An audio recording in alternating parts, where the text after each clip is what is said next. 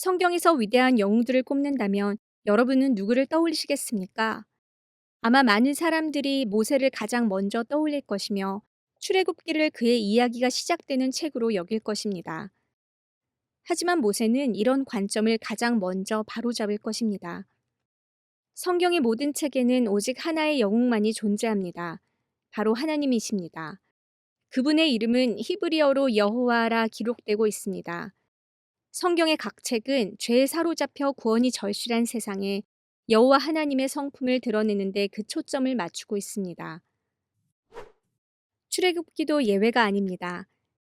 이 책은 초기 유대교와 기독교 전통에 따라 모세가 기록한 5권의 책 중 두 번째 책입니다.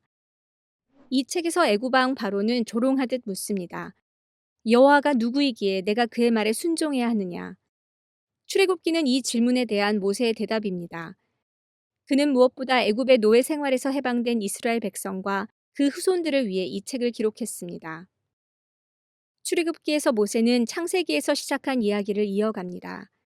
그는 노예 생활에서 해방된 이스라엘 백성들에게 그들을 구원하신 아브라함의 하나님, 여호와의 성품을 가르칩니다. 또한 그는 왜 하나님의 언약에 순종하는 것이 그들의 마땅한 반응인지를 보여주고 있습니다. 하지만 모세는 미래의 모든 이스라엘 후손들도 염두에 두고 이 글을 썼습니다. 이 구속의 이야기에 자신들도 포함되어 있다는 것을 아는 것은 하나님과의 언약에 온전히 참여하는데 매우 중요했기 때문입니다. 출애굽기는 창세기 끝 무렵 아브라함 자손들이 애굽에 정착한 지점으로부터 이야기를 다시 시작합니다. 이스라엘 자손은 그곳에서 크게 번성하였고 그 수가 매우 많아졌습니다. 그러나 그들의 수가 많아짐에 두려움을 느낀 애굽의 왕은 이스라엘 백성을 강제 노역으로 억압했습니다. 하지만 이것은 하나님께서 이미 오래전에 아브라함에게 예고하신 일이었습니다.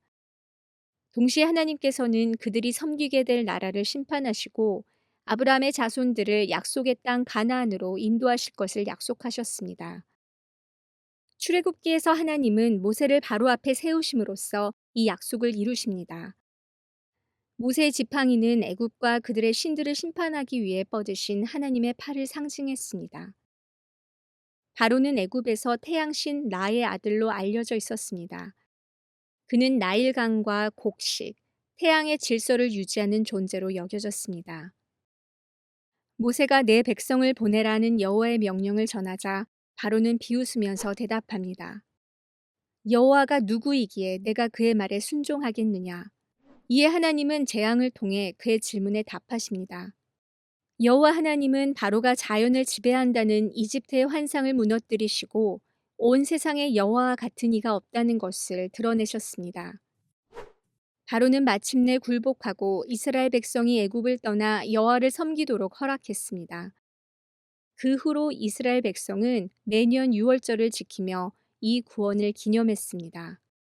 매년 봄 그들은 집안의 누룩을 제거하고 쓴 나물과 구운 양고기를 먹으며 급히 떠났던 것과 하나님께서 그들을 종살이에서 해방시켜 주신 것을 기억했습니다.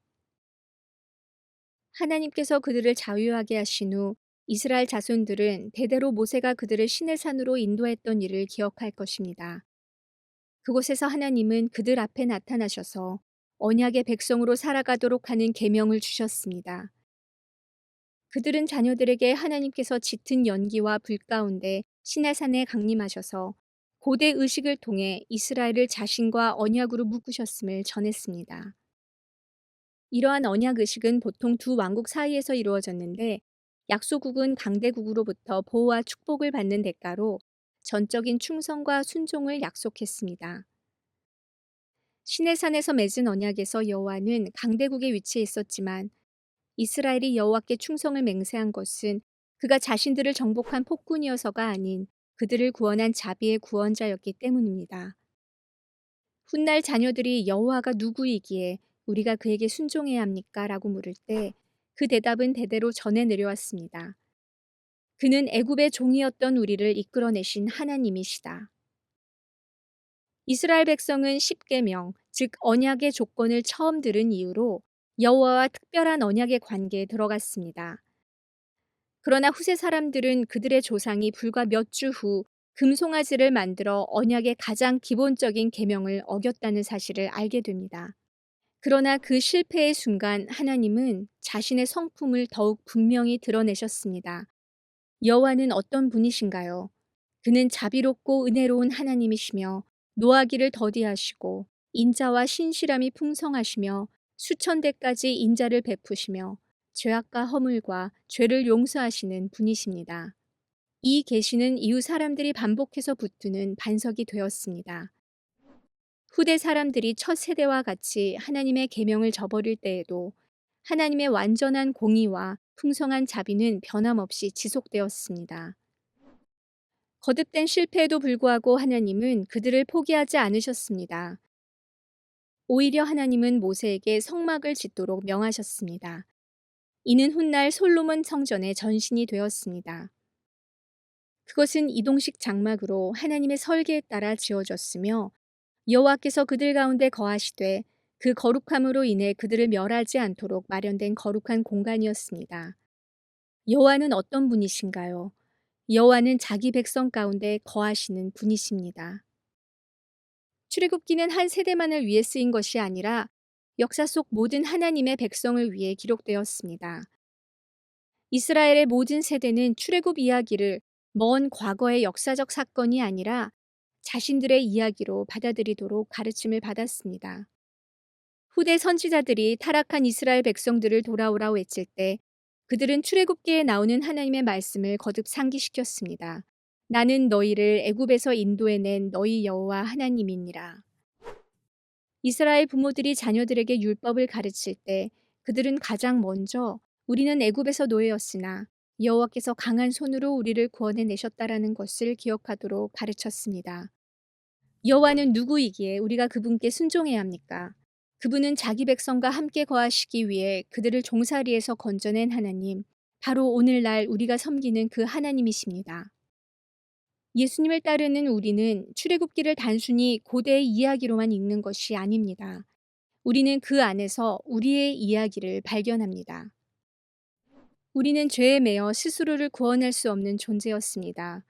그러나 6월절 어린 양이신 그리스도를 통해 우리는 죄의 속박에서 해방되어 새 생명으로 들어왔습니다. 하나님께서 이스라엘과 언약을 맺으실 때 율법을 돌판에 새겨주셨던 것처럼 이제는 그 율법을 우리 마음에 새겨주셨습니다. 또한 한때 성막에서 그의 백성과 함께 하셨던 것처럼 이제는 성령님을 통해 우리 안에 거하십니다. 우리가 이 구원의 이야기를 우리의 이야기로 받아들이기 시작할 때 우리는 출애굽 효과가 가져다 주는 자유를 경험하게 됩니다. 이 비디오가 도움이 되었고 더 많은 영상을 보고 싶으시다면 저희 웹사이트에서 후원하실 수 있습니다. 또한 좋아요를 눌러주시고 답글을 남기시거나 채널을 구독해 주시길 바랍니다. 시청해 주셔서 감사합니다.